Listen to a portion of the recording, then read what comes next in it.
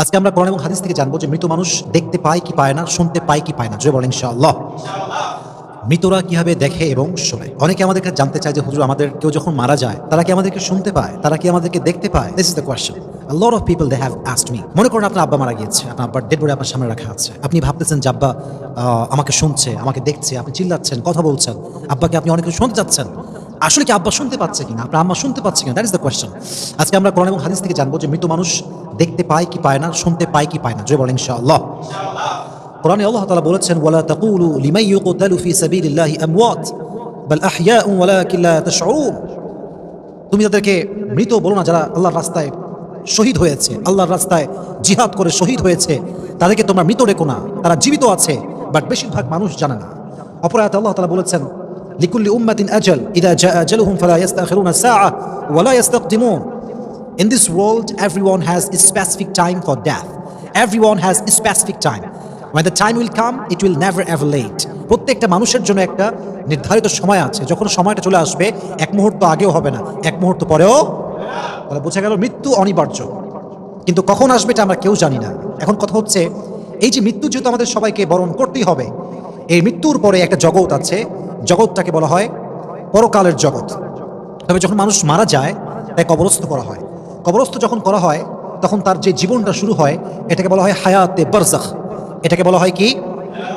হায়াতে বারজাখ। তবে মানুষ যখনই মারা যায়, এখনই আমি মারা গেলাম, এখনই আমার বাবা মারা গেল, আপনারা মারা গেল, মাথা রাখবেন, মানুষ মৃত্যুর সঙ্গে সঙ্গে যেমন তার চক্ষু এটা বন্ধ হয়ে যায়, তার চোখ আর দেখতে পায় না, তার পা আর চলতে পারে না, তার হাত আর কোনো কাজ করতে পারে না, পুরো বডিটা এটা কোনো কাজের থাকে না, এটা কোনো শক্তি থাকে না, এটার কোনো পাওয়ার থাকে না। Exactly to the same way মানুষের শ্রবণ শক্তিও লোপ পায়, শ্রবণ শক্তি থাকে না। এই জন্য আল্লাহ তাআলা বলছেন, ইন্নাল্লাহা ইউসমিউ মান ইয়াশা ওয়া মা আনতা বিমুসমিইন মান ফিল কুবুর।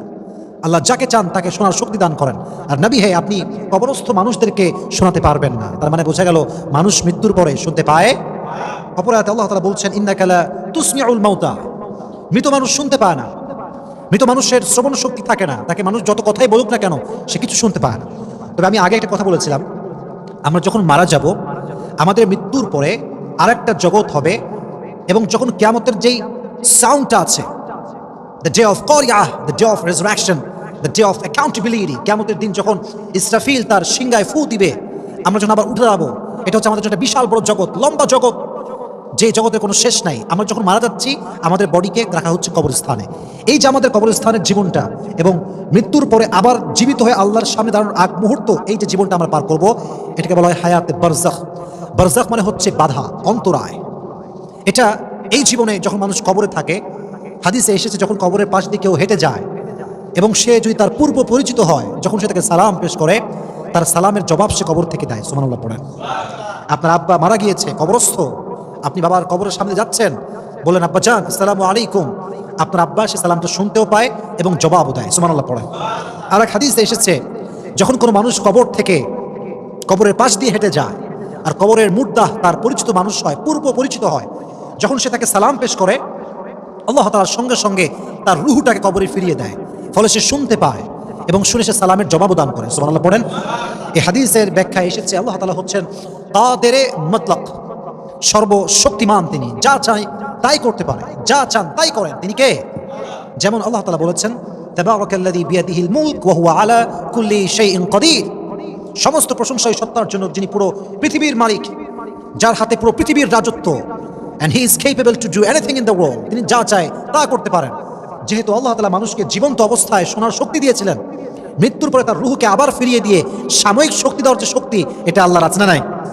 তবে হাদিসে এসেছে, মৃত মানুষের কবর যখন কেউ জিয়ারত করতে যায়, আল্লাহ মৃত ব্যক্তির কবরে রহমত নাজিল করে। সুবহানাল্লাহ পড়েন। যত বেশি পারেন কবর জিয়ারত করবেন, নিজের মৃত্যুর কথা স্মরণ হবে, পাশাপাশি আপনি যার জন্য জিয়ারত করছেন তার কবরে আল্লাহ তাআলা সাকিনা, তার কবরে আল্লাহ তাআলা রহমত নাজিল করবে, রহমত বর্ষণ করবে। সুবহানাল্লাহ পড়েন। এর কারণটা হচ্ছে, আমরা যখন কারো কবর জিয়ারত করতে যাই, আমাদের মেইন পারপাস থাকে যে আমরা তার মাগফিরাত কামনা করি, আমরা তার জন্য দোয়া করি, যারা তুমি তাকে আযাব থেকে বাঁচাও, তার গুনাহকে মাফ করে দাও, তার সমস্ত অন্যায়কে তুমি মাফ করে দাও। তাহলে বোঝা গেল মৃত্যুর পরে যখন মানুষ কবরে রাখা হয়, যদি আত্মীয় স্বজন বেশি বেশি কবরে আসে, তার কবরের রহমত বর্ষণ আছে না নাই? আমরা বেশি বেশি কবর জিয়ারত করবো, সকলে বলেন ইনশাআল্লাহ।